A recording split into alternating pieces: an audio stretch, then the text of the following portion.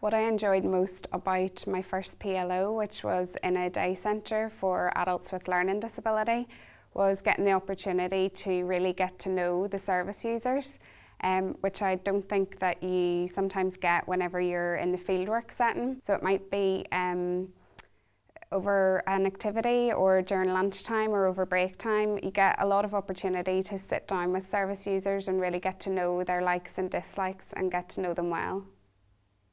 What I found most challenging about my PLO with adults with learning disability was communication. So some of the service users have quite limited communication, so it was important to try to find alternative ways to communicate. And over the course of the PLO, I learned different techniques to enable me to communicate better. These included asking the service user to repeat themselves, asking them to show me something, maybe asking them to let me see their communication passport if they had one. And also towards the end of the placement, I also learned some Makaton, which was really useful. One piece of practice that I came across on my placement that I found particularly interesting was the multidisciplinary team working together.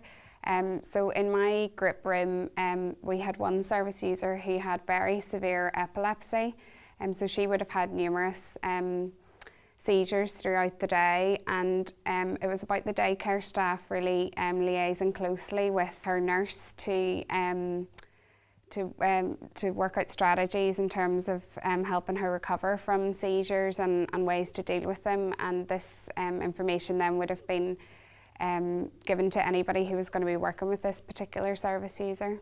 One tip that I would give to a student going on a placement with adults with learning disability would be to firstly think about communication and maybe some techniques that you can use to overcome some of the communication barriers that there might be.